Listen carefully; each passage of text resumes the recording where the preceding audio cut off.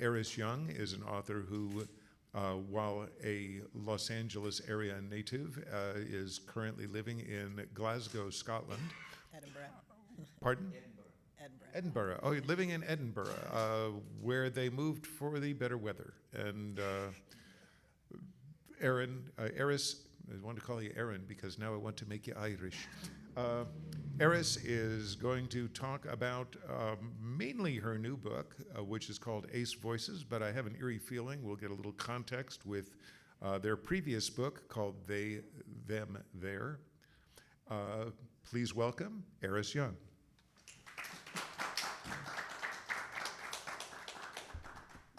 Hi, everybody. Can you hear me if I sit back like that? Yeah, of course you can.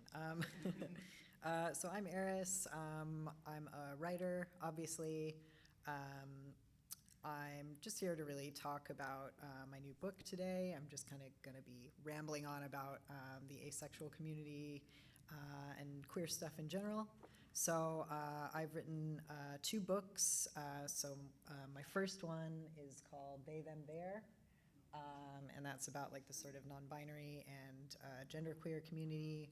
And I also have Ace Voices, which came out at the end of last year. And it's about the sort of asexual, aromantic, and like ace spectrum of identities. So it's like they're both sort of LGBTQIA plus related books. And aside from nonfiction, I also write sci-fi and fantasy. So I've got some short fiction out in magazines and anthologies. And I also edit for a sci-fi magazine as well. So I'm just going to say a few words about this book, Ace Voices. So what it really is an exploration of the asexual and aromantic community. It's not really a dictionary or an explainer, but it's kind of like an exploration of the community, its sort of diversity, and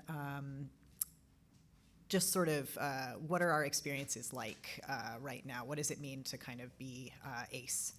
So I really kind of wanted to try and portray the like huge like diversity within the community, and I'm going to talk about that a little bit later. So I'm going to read like a section from the introduction of the book, so you can sort of like get a taste of what it's like, and sort of decide if you want to buy it. It's available for sale over there. You should definitely buy both of my books. No pressure though. So I'll start with my reading. And I'm really happy to take audience questions at any time. We'll have some time at the end of our event for some audience questions. One thing, if we could hold the audience questions until the end. Till the end. Because of the fact that this is being live streamed, and if you ask and respond to questions, the audience won't know what they are. So let's Right. wait, the people out there will not know. So please save questions for the end. Oh yeah, just kidding. Save your questions for the end. Cool. So here I go. So this is sort of an abridged version of the introduction of the book. I almost didn't write this book. There was a moment before I signed the contract when I seriously questioned whether I should be the one to take on a project that was, to my mind at least, so very important. I knew I was asexual. That hadn't been in doubt since high school, but I felt like I should confess to my publishers, to my readers even, that I was not entirely comfortable with this fact. I hadn't yet, in the language I used back then, come to terms with it. I didn't yet know how I could be ace and still have a future. Surely, I thought, the person writing this book shouldn't still be carrying around the shame I hadn't yet managed to let go of. In hindsight, I recognize this as imposter syndrome. I know that the way I was thinking of my asexuality, as if it was a kind of diagnosis I'd have to live with and try to live in my life in spite of, it didn't come from me, but from what I had been told about what asexuality meant. This shame came from the way that everyone around me for most of my life spoke about sex and sexual and romantic relationships as a fundamental human need, something without which I could not be fully human. As you can probably guess, I did end up signing the contract. Part of me must have known that not only did I want to write this book, I needed to write it. Because I needed to unlearn all the things I had been told about myself that made me ashamed of who I was. I needed to write this book because I knew this project could benefit the community, my community. And I knew the community was out there somewhere, but I didn't really believe it. I didn't really believe it. I was still feeling alone in my aceness. What I hadn't yet realized, what I wouldn't fully understand until I'd actually started writing, was that many, many of us feel exactly as I did.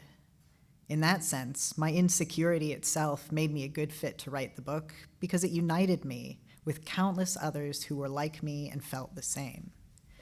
It created a tension in me, a drive to try and use this book to help my community and myself, not from a place of peace and self-acceptance, but very much from a place of need. Many people on the asexual spectrum spend much of their lives believing they are the only ones like this.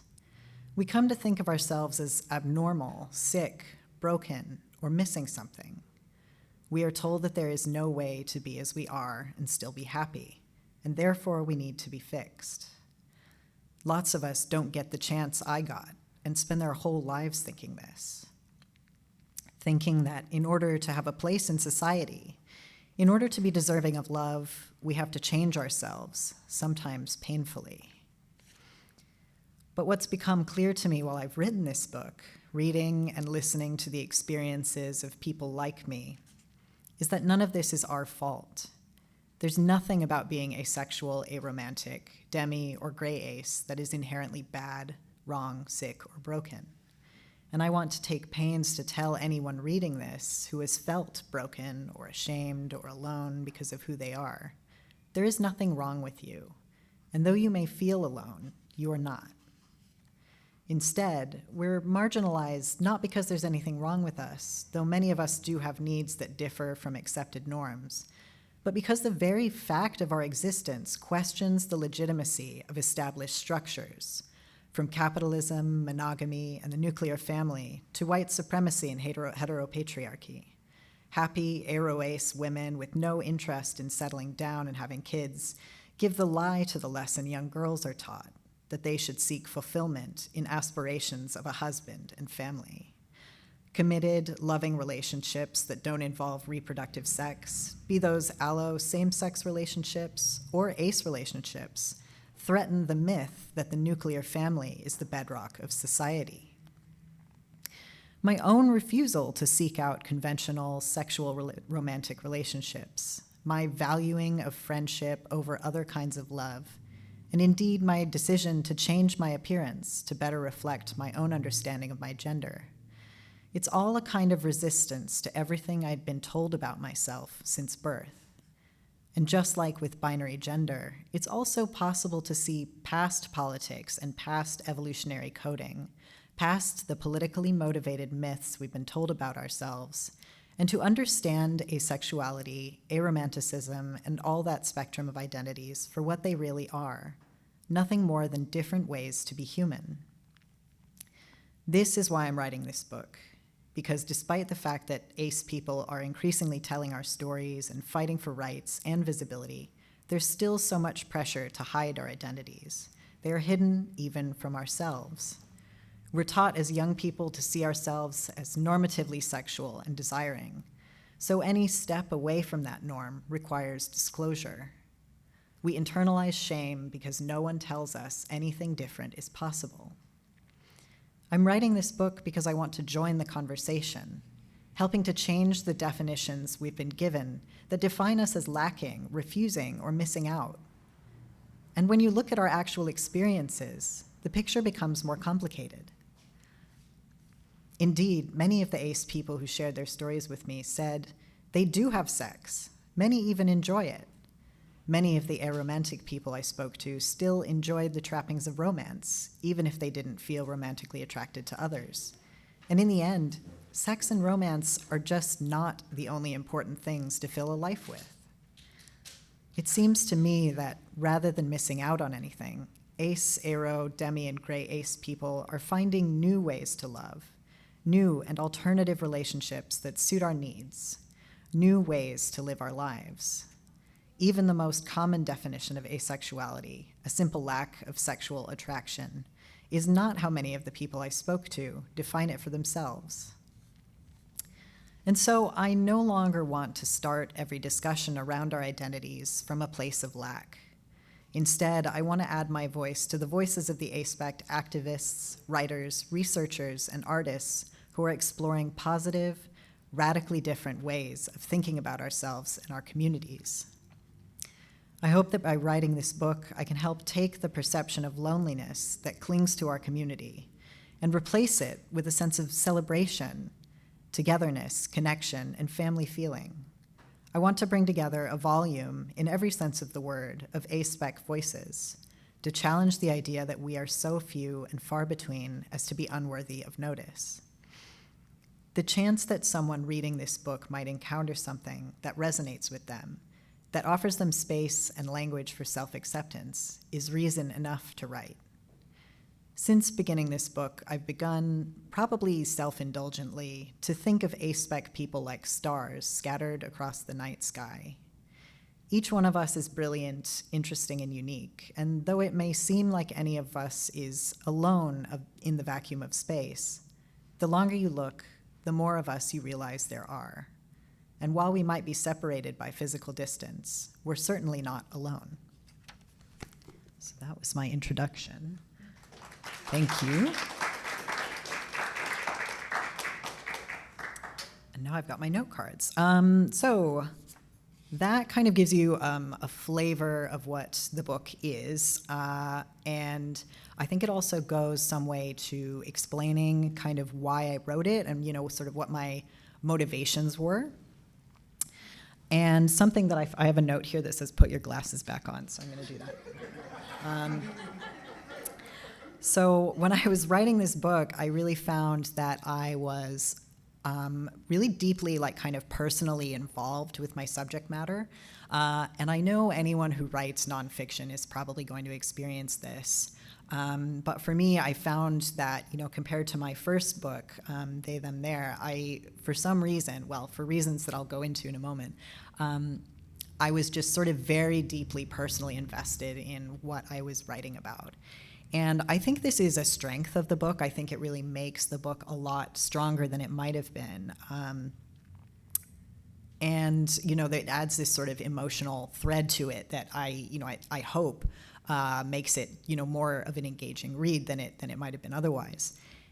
And what I really found was, in comparison to my first book, both of these books, the first one's about the non-binary community, this one's about the ace community. They both have a similar scope, a similar range of topics. My publisher kind of approached me with a sort of range of topics that they wanted me to touch on.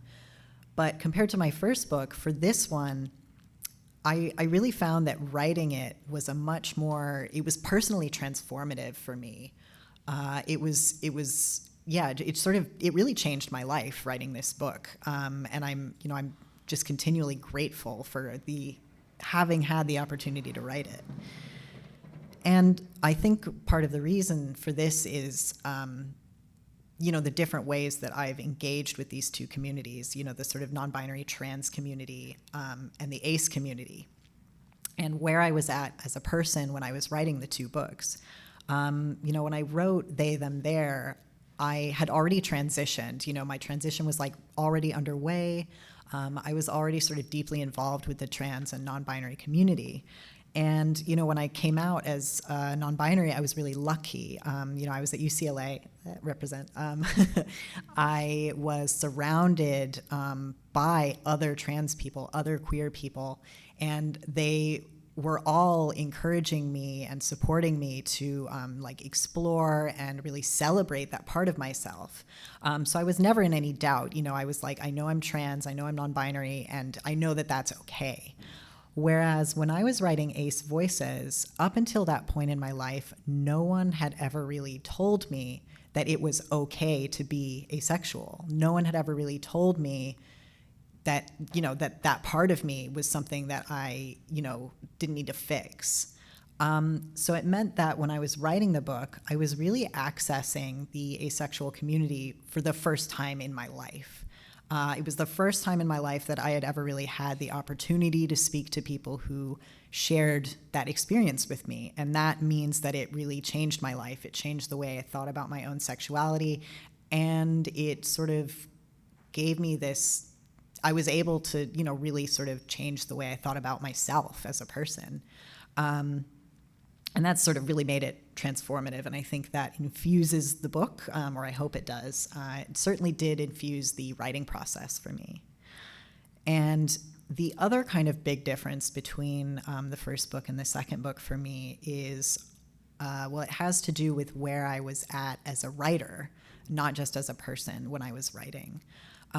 So the two books, they do share a lot of sort of topics, and the communities are like overlapping and adjacent to each other. So there's going to be a lot of sort of topics and dynamics in common between the two books.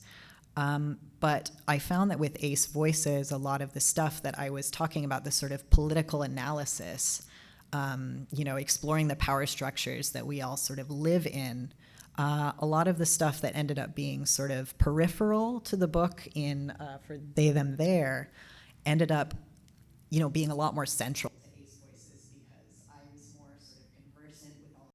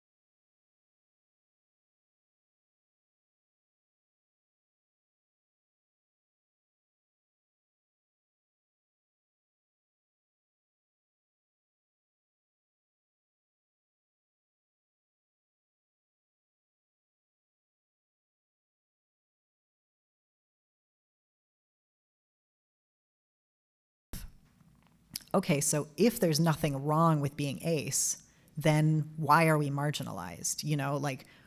What is it that makes us, where does this sort of social punishment come from, right? So the question of why we're marginalized it was sort of intrinsic to the writing of the book. And kind of what I found was that, and this is probably really obvious to all of you guys watching, but it was kind of mind-blowing to me, at least, over the course of writing the books, was like, you have these sort of social structures that we all live in. We've got like this sort of, it was a term that I encountered for the first time in writing Ace Voices, is this idea of compulsory sexuality. So it's this idea that usually goes unquestioned, which is that it's an assumption that every human being experiences sexual desire, sexual attraction, and that conversely, if you don't experience those things, there's something wrong with you. You're not fully human. And I wanted to kind of dig into like, where does that come from? And, I found that, a big part of it is actually capitalism. It's this system that we live in that encourages us or puts pressure on us to form these nuclear families. It puts a lot of pressure on us to, sort of be reproducing and producing the next generation of labor force and consumers. So that's like a huge entrenched system that puts huge pressure on everyone inside it to kind of like conform to it and uphold it and follow those rules. So anyone who steps away from that, anyone who pushes back against it, any kind of queer or anyone who's not normatively sexual kind of, really finds themselves punished. And I think what I was able to do in Ace Voices, or I hope I was, is just sort of dig into where that all comes from and how it manifests in different ways, depending on your, if you're an asexual person, it'll be different for you depending on the other intersections of your identity, right? So I'm quite proud of sort of what I was able to do with Ace Voices. And there's definitely writers who are like probably better at this than I am. There's Ace writers who are doing it. There's a book called Ace by Angela Chen that has a lot of analysis of sort of the history of sexuality. There's a book called Refusing Compulsory Sexuality. That's by Sharonda J. Brown, which is also really good. That is sort of, they sort of set out to do this kind of sociopolitical analysis, and they're probably more coherent than I am. But yeah, so that was sort of the main like defining difference between the two books for me. And we're getting a little abstract here, so I'm going to pivot, and it's still going to be political, but I want to talk a little bit more now about some of the surprising or interesting things that I found about my community, because it was a learning experience, and it was the first time I was able to speak to anyone else in the community in a meaningful way. So I ended up finding a lot of really interesting or surprising things while I was writing, and I'll sort of wrap up my section of the talk with some of those. So, just a second. So the first thing that I really kind of discovered when I was writing the book is that the ACE community is actually huge. It's way bigger than you would think it is, based on how invisible it is. There's something called the like ACE census or ACE community survey that comes out, every few years. The most recent one was actually in 2020, and it was done online, obviously. And 15,000 people responded to that census. That's like 15,000 people who are like from all over the world who are like raising their hands and saying, yes, I'm a part of this community, and here's what my experiences were. And, in the grand scheme of things, in the world population, that's not that much. But for me, it was mind-blowing. It was like, what do you mean there are 15,000 of us? Where are they? So it was just really exciting to me and also you can request the data. You can actually like go through and read what people's actual responses were. You can just get it for free if you email them. So I used that a lot in my book because the data that I was kind of working with was about 40 other ACE people or ARO people in a sort of more in-depth interview.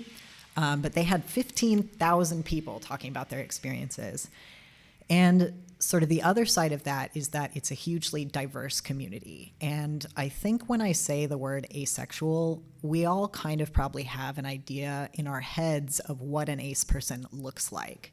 And that's probably really, and I had this myself before I started writing, and that kind of really is tied to like media portrayals. It's tied to television, like early 2000s, like trashy daytime TV interviews with people like David J. He's the founder of AVEN. That's the Asexual Visibility and Education Network.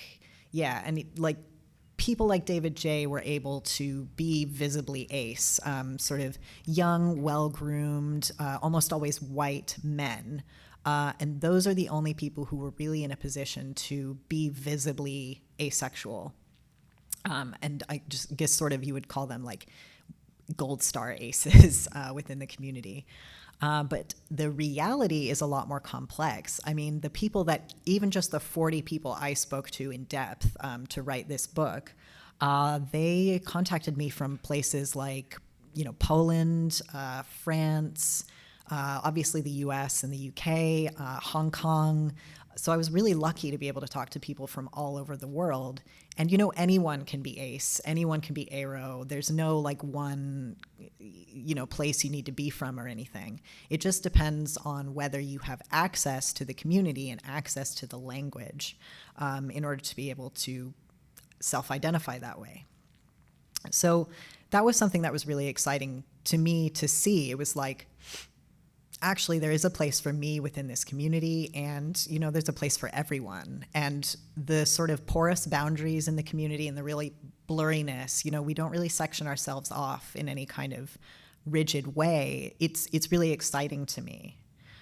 And I think that kind of informs the whole community, almost all the people that I spoke to had this sort of really radical egalitarian mindset. Like, it makes me really proud to be part of this community, because like all the people I spoke to were like incredibly switched on, incredibly like socially and politically aware. And we're all kind of doing work and doing activism to better the community and to better society across community boundaries. And that's very much on purpose. We have a really non-hierarchical way of using language, of organizing ourselves. Like, our biggest online hub, community hub, Aven, is a forum. It's not a social media platform. It's like a forum. So anyone can post, and it's not a popularity contest. And that's like really on purpose. That's the kind of, that's the kind of website we use to organize ourselves. The language that we use to describe ourselves, you've got words like agosexual and demisexual. Those were coined by just random people within the community, and they just took off from there. And this sort of way of using language to describe ourselves and rejecting other words that outsiders have placed upon us, that's very much on purpose. Because especially for asexual people specifically, we have kind of a history of outsiders putting words onto us without our consent. For up until really, really recently, there was an entry in the diagnostic, like, medical dictionary for like hypoactive sexual desire disorder, which isn't a real thing. It was pretty much invented by pharmaceutical companies to try and sell it was sort of a Viagra for women. It's really gross stuff. It felt like a big conspiracy when I was reading about all this. It was like, so you can see how we have this sort of history of, language and words being used on us without our consent. So the way that we now use language is purposefully very egalitarian and very much from within the community. And that makes me really proud. We've got this sort of collectivist attitude that kind of infuses everything that we do. So some other interesting stuff I learned, quick fire. We have some historical kind of analogs. And this was something I did in They, Them, There as well, is I really wanted to explore a kind of global and historical perspective on the identities that I was talking about. And for Ace Voices, I came across, for example, there was something in the, it was a group of people in the Qing dynasty in classical China called the Golden Orchid Society. And it was basically a group of society women who refused or abstained from marriage, who just decided that they didn't want to perform this kind of reproductive role that was placed upon them. And the Golden Orchid Society was a way for them to empower each other and support each other in the face of this huge pressure to sort of, conform to motherhood and reproduction. And that has really strong parallels to what the ACE community are doing for each other today. We live in a patriarchal society today, and forming community and being visible to each other is a way of empowering each other and supporting each other. More recently, in the Victorian era, there was a phenomenon, maybe some of you have heard of it. It was called, historians would call it, I guess, Boston marriages.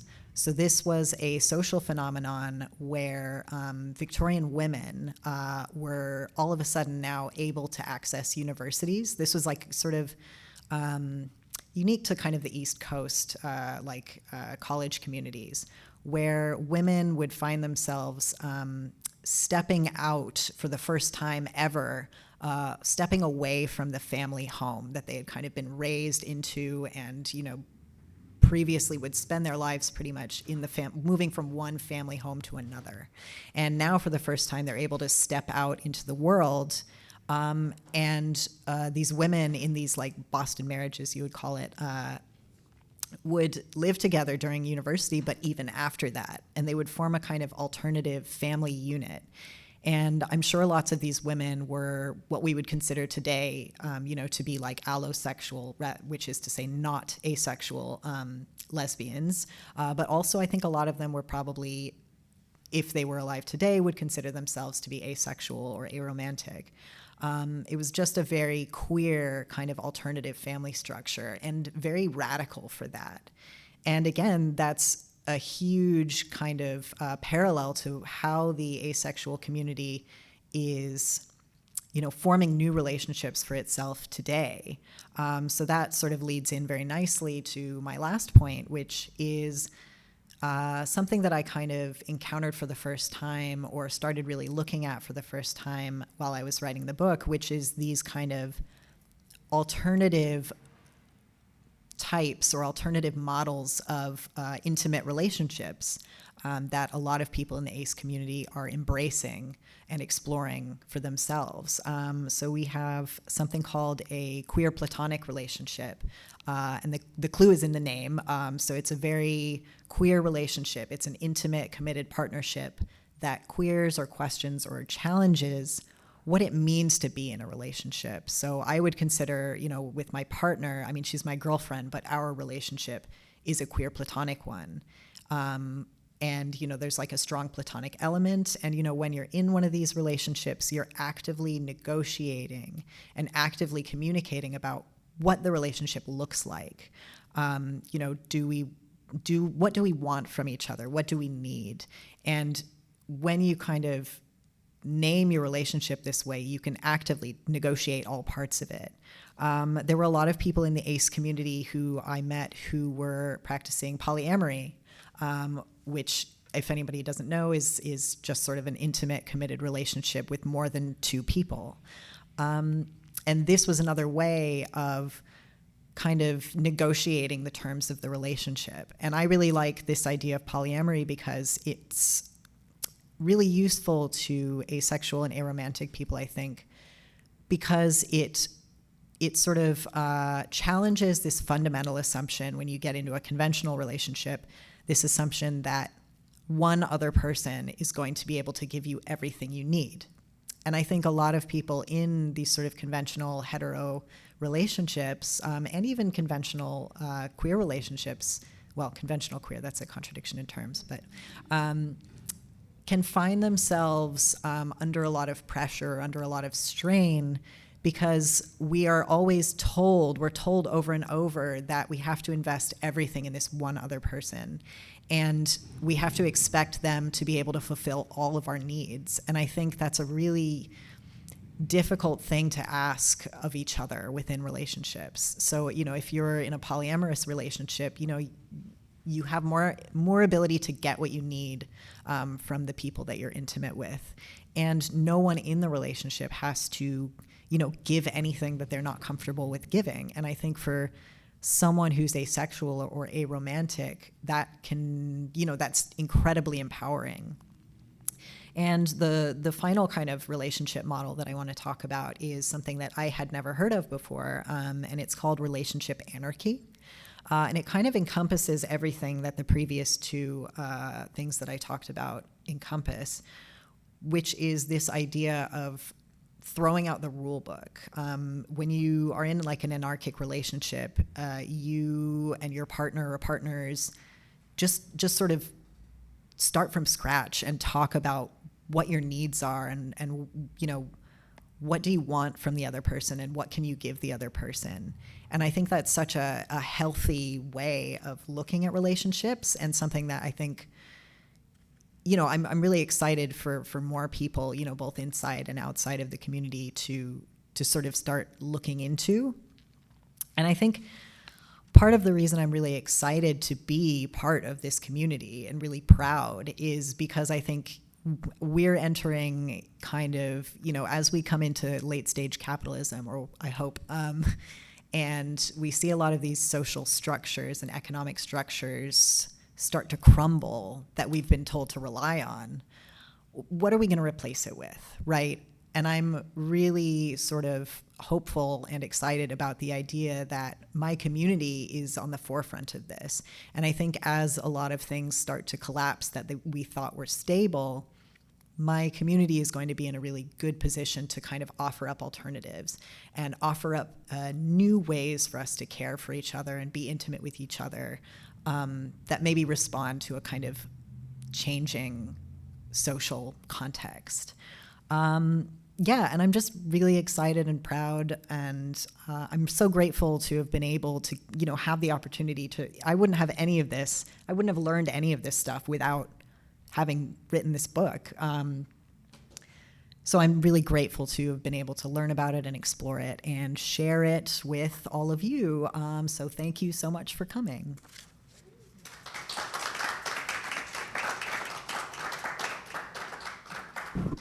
And I have questions. Those of who know me know that I damn it. always have questions, but I have specific questions this time. One of them is that there's a few terms that are used on the cover of your book that I think a lot of us may not know, as in, okay, I think we can figure out what asexual and aromantic, at least some definition, however accurate, but Demi and gray ace. Demi means not exactly something, but not exactly something else, as far as I know. And you, Yes, as a linguist, quite. could probably point that out. Quite. Yeah, I probably should have led with the definitions, but you can read the book to find out. I've got a glossary in there. I'm really impatient.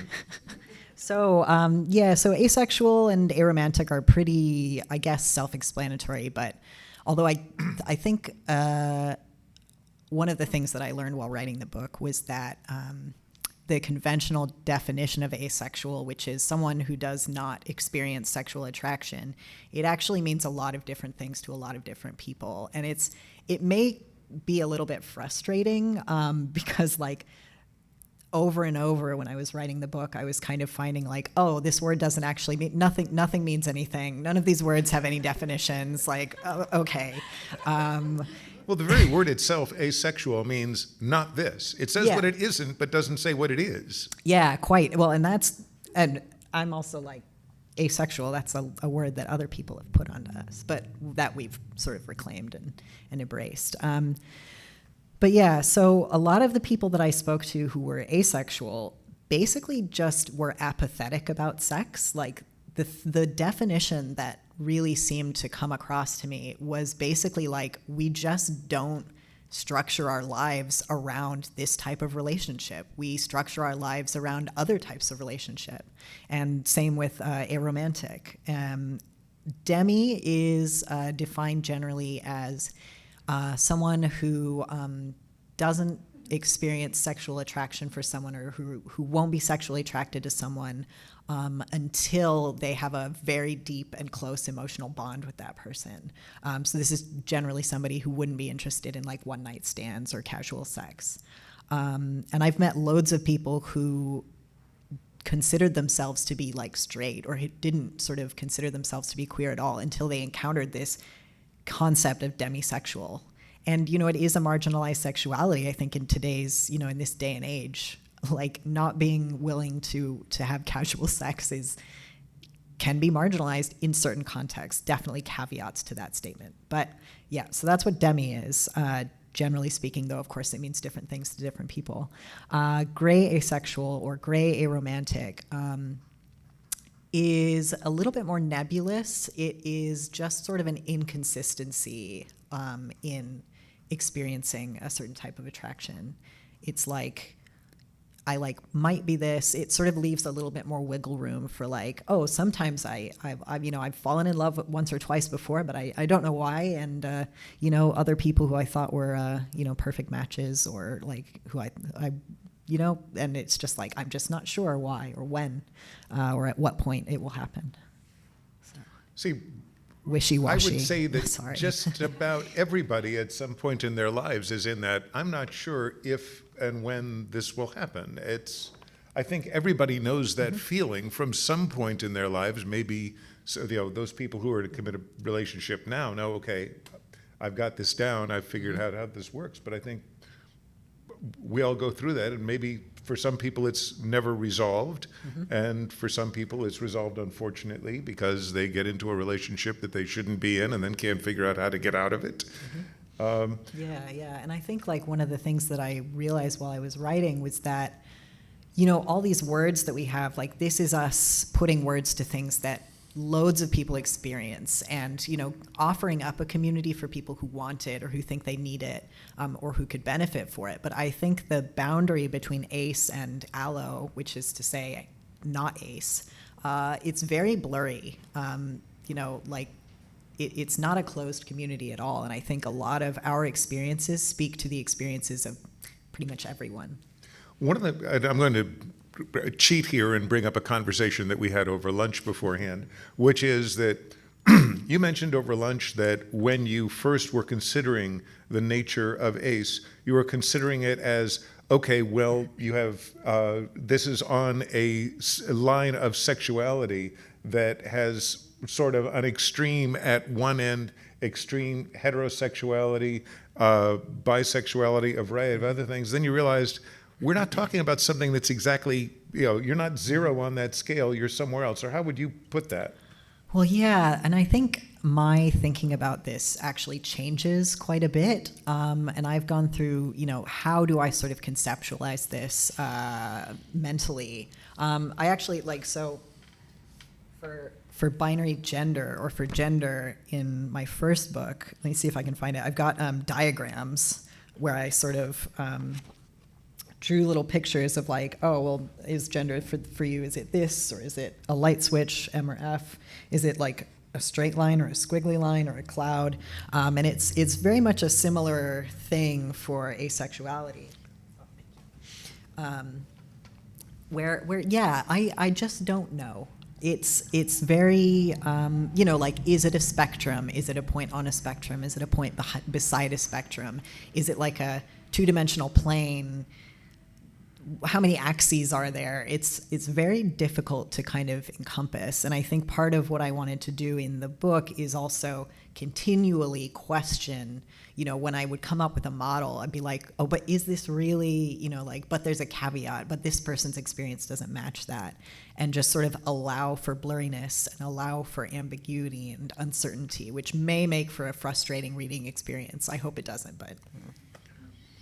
If I wanted a frustrating reading experience, there are government documents that will just take care of that for you. I'm curious, though, about something else, which is asexuality is something that can happen to someone either of either gender or of no strongly defined gender. Mm-hmm. Can you talk a little bit about the ace identity and the gender identity and the degree to which those usually overlap? Oh, boy, can I. I was wondering. I thought so. Yes. So as speaking of someone of not determinate gender, by which I mean I don't know what my gender is. So something I found was that there was a huge co-occurrence or a huge overlap in terms of gender and sexuality. People one of my ace friends describes herself as gender apathetic. And it's sort of a willingness to disregard sort of norms and structures that aren't useful to us, or like people for whom sexuality is not a useful concept. Like, it's not how I think about myself. And the same with gender. And I think there's a huge co-occurrence there. They do go hand in hand. And the other thing that I found, which was very interesting, and I only was able to dig into it a little bit, is actually autistic people tend to embrace this community quite a bit. And I'm not saying at all that autistic people are automatically asexual, because that is not the case. And a lot of campaigning within the autistic community is for, demanding sexual and reproductive autonomy. But a lot of the autistic people that I've spoken to, and, as a neurodivergent person myself, is within the ACE community, there's a willingness to let go of structures that don't benefit us or that don't mean anything to us. A willingness, my friend Joe Ross Barrett, who's practicing relationship anarchy, who I spoke to about that, has done interviews with this. I think it was on the What the Trans podcast. You can look that up. It's a really good interview. And they sort of spoke about it as they are non-binary or agender. I'm not sure what specific, how they describe their gender, but they're non-binary. I am getting to a point, I swear. And also ACE. It doesn't matter as long as the ride is interesting. The destination is cool too, but the ride is good. I'm banking on that, yeah.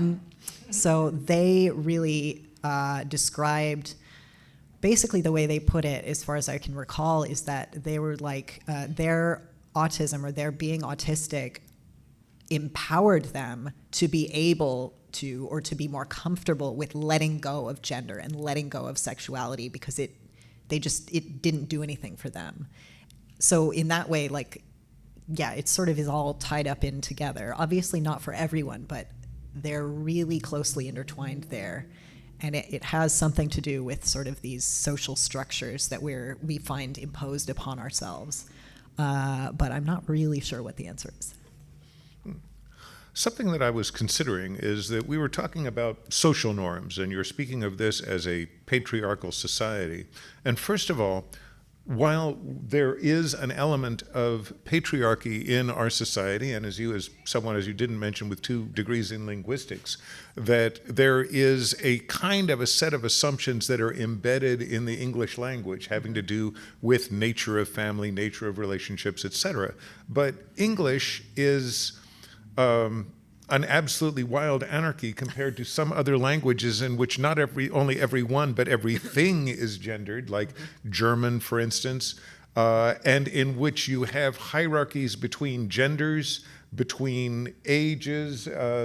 I dated someone Chinese a long time ago who I was boggled when I was told there is no way of saying no to your father who says, I demand that you do this. If your father or grandfather says this, there isn't a single word in the language like in English where you can just say no. What there is instead is a set of circumlocutions that say, that is not convenient, or at this time, or this cannot be done in this particular period. But there isn't a word ending or a word structure that says, no, I won't do that.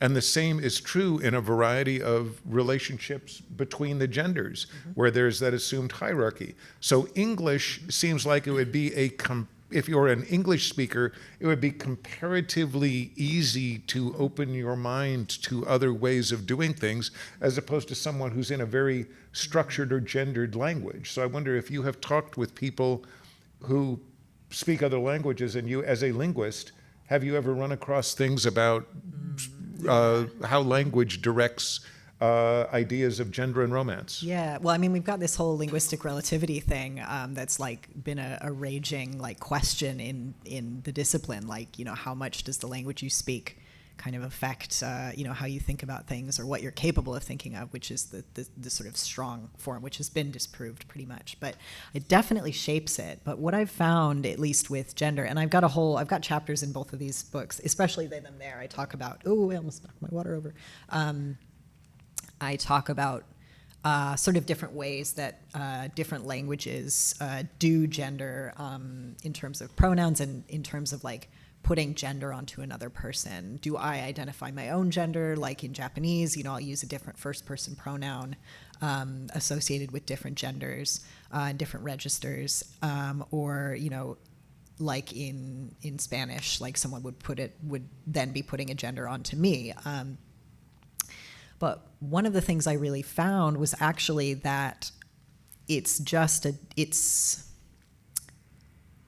more like because English has this pronoun, this third person pronoun, the debate or the sort of community activism has been focused on language in a way that it isn't necessarily in other countries or in other languages. Yeah, and the third person pronoun you're speaking of is there, right? Or, yeah. Okay. So it's like language definitely plays a role, but there's definitely ways of doing it that just sort of language doesn't really come into it, which like was difficult for me to understand, because it's like, but if you're talking about someone, you're putting a gender on them, and like, in some of these languages, but they just sort of get around it, or they just don't, it's not really what they're talking about, which is, I found quite interesting.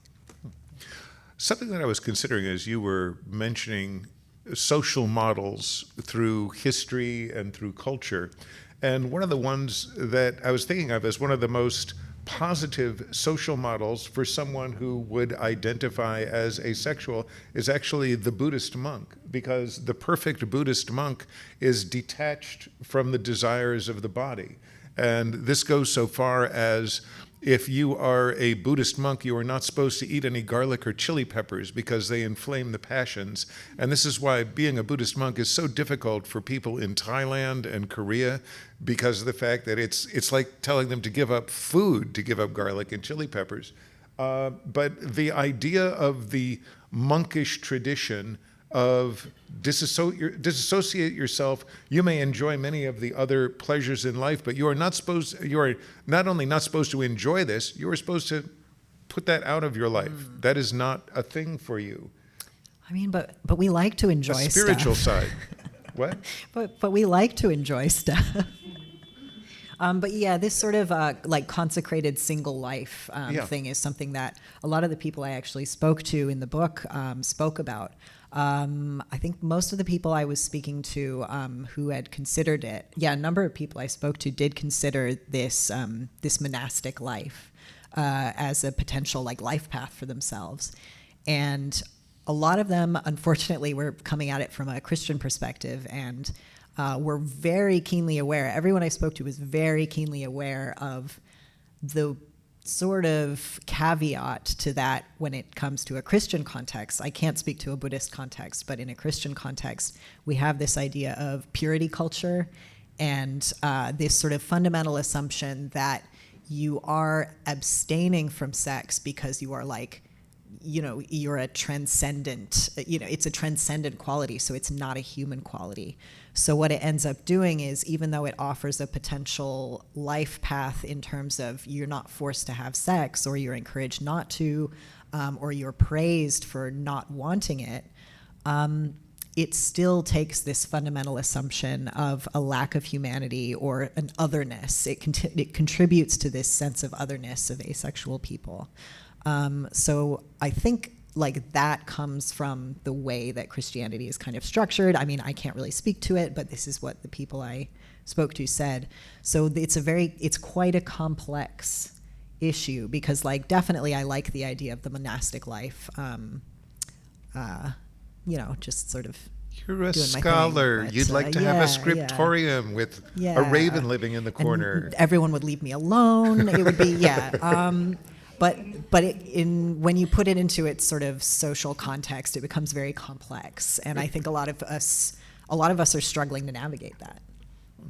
What about is there something that you would think of as a spiritual aspect that you would say is a part of this identification? Does it sort of, as it's supposed to in the ideal Buddhist tradition of, it allows you to clear your mind and focus on other things. Is there any discussion of genderless spirituality, or just curious as to whether that's a thing? Ooh, I don't know. That's a very interesting question. I'm thinking about what that makes me think of is, well, because there are definitely like some of the people I spoke to, and I think I myself also like, were able to sort of find a pride in their asexuality or their aromanticism, because what they had instead was this sort of defining passion or an abiding and deep passion for their art or their career or you know, their job where they help people, and that was the defining relationship of their life. You know, their relationship with clients or their relationship with readers. So there's definitely something there in that we are just, you know, we all have passions and we all have, you know, deep relationships that we structure our lives around, but they're just not the conventional ones. But what that also makes me think of is this kind of way that I think relationships like relationship anarchy or, you know, a queer platonic relationship kind of allows you to strip away a lot of the kind of trappings and really get at the heart of what it means to care for another person, and really takes this assumption that you know, it means a different thing for different people, and that you have to actually talk about it and explore it to figure out what it is. And I think that that's, you know, there's something quite profound about that, and, you know, maybe even quite spiritual about it. Now I want to turn to a question or two about when you were reading the introduction. That was very much a personal introduction where you were saying, I needed to do this, I decided to do that.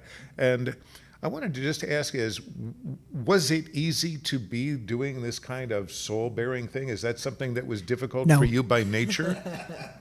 All right, It because was difficult, yeah, for sure. there are some It was people who not just easy. run without a run through the stop signs on the highway of life, and you're I'm not one of them. You're not I one of stop those. at maybe a California stop here and there, but yeah, I think I was saying earlier to you, I don't write biography. I don't really it's not my chosen genre. I'm not really comfortable writing about myself and my own experiences. You also said you didn't think you were interesting, and I think you kind of blew your credibility right there.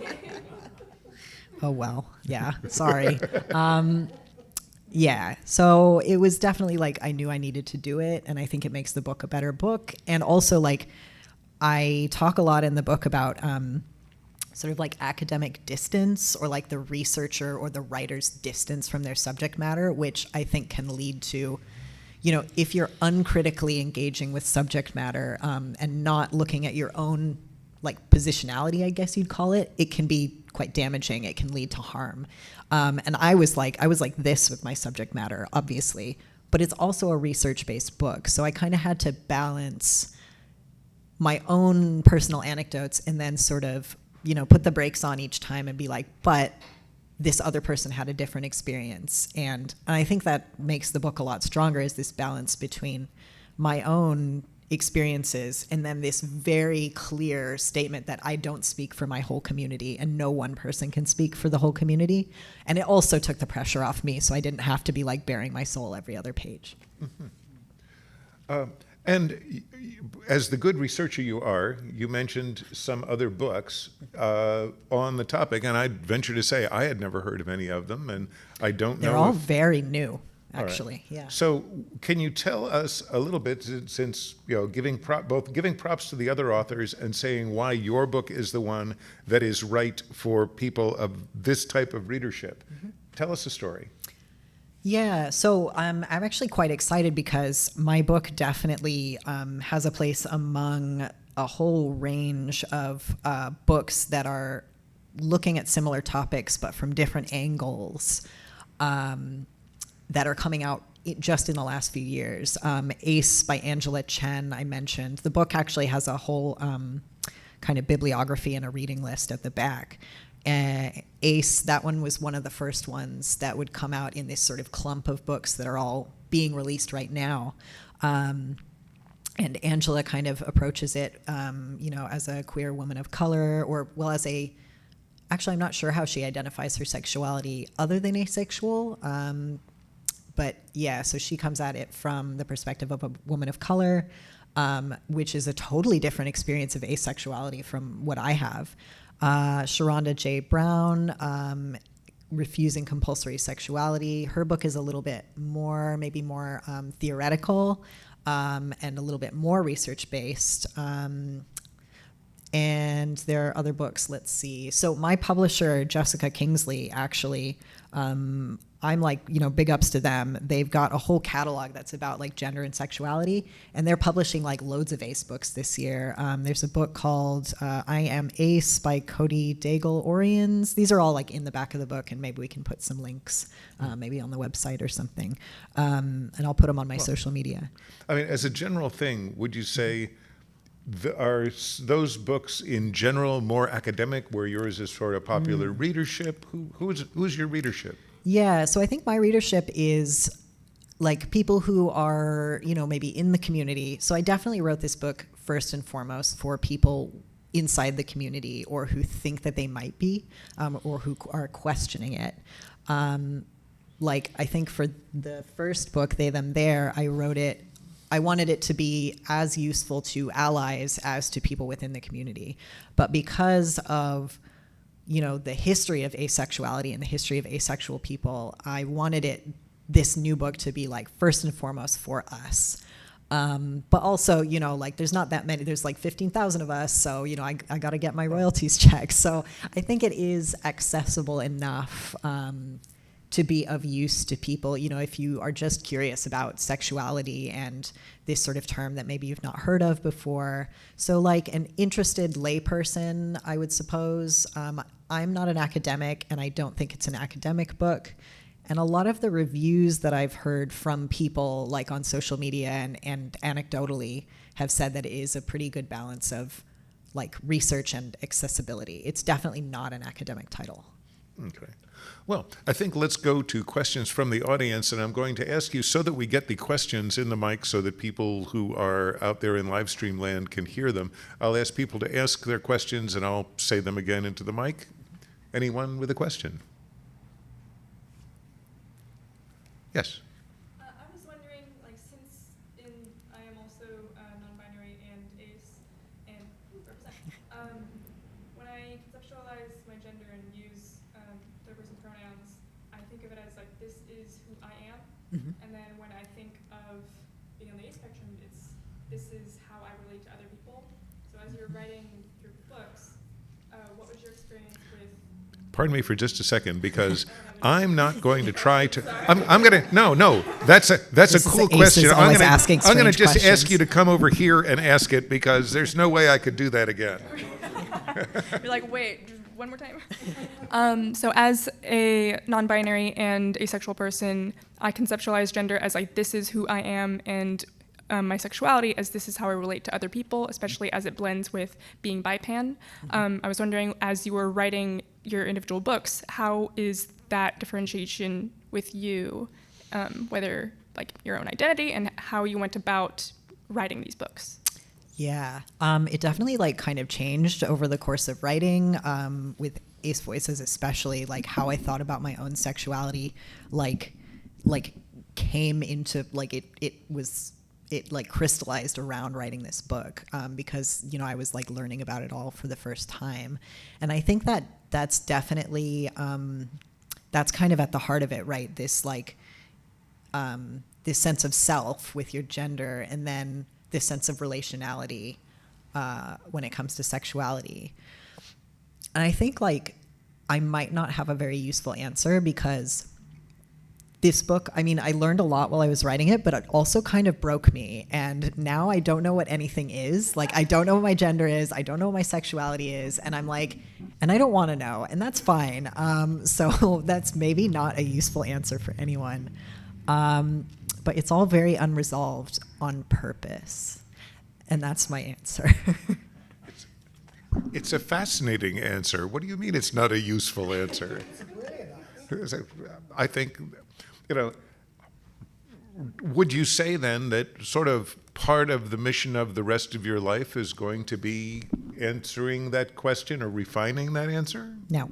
No. Okay, you're just happy with it unrefined? Yeah. Okay. I'm a philosopher, yeah.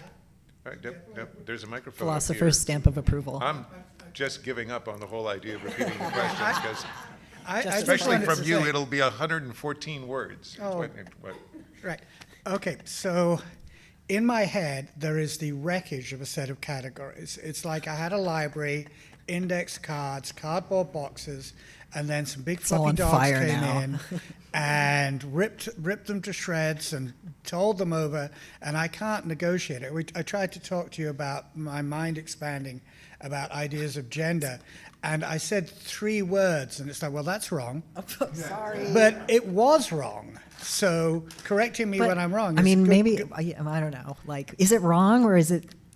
No, it was sort of a wrong answer, a wrong way of looking at it, and I acknowledge that. And I'd rather live with the wreckage, and maybe your communities, the communities you're involved in, will build up those categories again in a healthy, productive way, and maybe they won't. They'll do Or something. build a society where there is no need for categories. All right. Anyone else with a question? Oh, go on. Hi, Eris. It's been a long time. Bill? Hi. Excuse me. Congratulations Thank on you. your career. No. I'm theatrically trained. I can project. Yes, but the people who are in live stream land will not be here. Give me 1 second.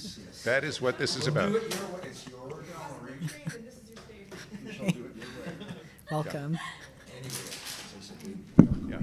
I have a question that's totally off topic, okay, and it regards your tattoo. Well, this one? What does it mean, and what does it mean to you? Oh, it's juniper. I was really into gin at the time. I don't really like it anymore, but I like the tattoo. But I don't don't really cut like off your gin that arm. much anymore. No, the tattoo is beautiful. You're not into gin? Not really. I don't really drink anymore. Wow, me either, but I'm reformed. Congratulations. Well done. Wonderful to see you again. Good to see you again. Yeah, I'm also. Hello. So it might be. All right. Yeah, represent. Just ramble. It's fine. I'm curious about like just the intro and talking about like shame and just like this discussion about uncertainty and like getting comfortable with like staying in that and how like even in queer communities like not feeling legible as ace or like not being understood, how you like have centered yourself or how you how the books maybe changed your relationship to like staying in that and being comfortable in that and proof and all that stuff. Thank you for that question. Yeah, absolutely. I was so insecure when I first started writing this book. I was like, what the fuck is going on? And yeah, it's so hard to, just sort of like be seen and understood as ace, even within the queer community. Like it can be quite frustrating. And I think like, accessing that community and just understanding that like, like you are legible to people. And like, we have each other, and it's like really hard work, right? Like just like being comfortable enough with yourself that you just like stop giving a fuck. But yeah, it's, oh my God, it's really difficult, right? Like, I think writing the book and just sort of plunging myself deep into the community is the thing that made all the difference for me. And it just really changed my life. And one of the things that I'll mention is that I get a sense of a disconnect between people who identify as sort of the establishment LGBTQ community and people who identify as ace, because I tried contacting a variety of different LGBTQ organizations around Los Angeles about asking them to assist with promoting this, and they seemed to, most of them didn't return my calls, and one of them that did was like, well, like how relevant is that? And it's like, for shame. You will be ashamed of your words and deeds if you're out there. So that's exactly how helpful the Los Angeles LGBTQ community was so far, because I started just like working my way through the internet of Los Angeles LGBTQ, and nope, that was no help. So I would like to thank all of you who did. Was this a public shaming that we were witnessing? If they have enough sense to be shamed by the fact that there's a community that they're ignoring that would receive some moral support, and of which many of their members might actually have found it useful to know about this, let's call it public shaming. Anyway.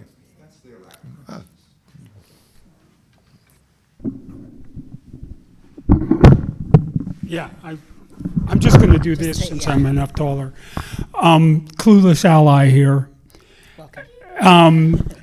It seems to me like the monastic model is more based on denial and removing yourself from the world. So that seems to me like it might be a faulty model for someone to build a life on. What are the challenges for you as ace and for the ace community in general in coming to terms with the world and living in the world as you? That's an excellent question, and I think that really sort of it gets to the heart of the kind of issue is like, how do we find ways to, be as we are and to not, bless you, and to not, have to change ourselves, but still participating fully in the world that we live in. And I think, that's something that more and more we are able to do, in a like sort of real way, by engaging in these sort of alternative forms of relationships, by, using the internet to like find each other and empower each other. And I think like, this sort of collective movement that we have, and, the internet has been really pivotal in allowing us to be like sort of visible to each other as a community for the first time, globally. And I think that's going to be really pivotal. Just community and visibility are the things that are going to empower us and allow us to sort of participate in society, because those are the things that are going to change the shape of society. I hope that answers the question. Just to clarify, as you know, mainly as an artist, I'm a retired MS2 therapist with, 40 years ago up through, last 5 years when I gave up. And I noticed that, having watched how the gay and lesbian community, et cetera, have been accepted, and, over time, and this is somewhat of a new one, but it actually feels pretty like, okay, there's this whole population that's been missed because of that. And I took a long time to decide to become a therapist, because a lot of the ones I met were like, oh no, sort of a person. So getting the question is, how are there academics or other therapists that you're involved in or getting involved? Because they're really having dealt with the DSM-2 through the DSM. Yeah, the DSM period, Just like through up the through 5, and there's so obscure and so many different things in there you're doing. I'd never heard of that one because I didn't need to, because the populations I was working with more recently were all basically foster kids and probation kids. And that was, and I was mainly doing supervision, so it didn't. So do you have therapists that are getting involved, or at least getting some education, because the BBSE misses this entirely. So anyway, that's fine. Thank you for that question. Definitely yes. And I think so I know, my best friend, for example, is part of the community, and they're training to be a therapist right now, a counselor and psychotherapist. And there are a lot of us, I think, who are part of the community ourselves, or who are queer ourselves, and are starting to get into into therapy or into psychiatry or similar fields. And I've also met a lot of, interested allies. And, I did an event on Instagram like a couple months ago with a queer relationship coach who asked me some amazing questions about my experiences, and we had like a really good rapport. And I've just sort of encountered a lot of people who are, who are reading the books, not just my book, but, the sort of books and the materials and the art that the community is creating, and talking to us, and really just like listening to us and meeting us where we are. And not saying, oh, you don't want to have sex, that's a problem, let's work on that. It's more like, oh, you don't feel safe in asserting yourself as asexual, well, let's work on that. So yeah, I think changes are definitely being made, and we're seeing a lot of progress from within the community itself, as we're increasingly able to access professions like that. But yeah, it's been a good balance of the people I've spoken to, of interested allies who are just sort of educating themselves and being open-minded. Yeah. All right, then. I think we're going to call it a day with this program.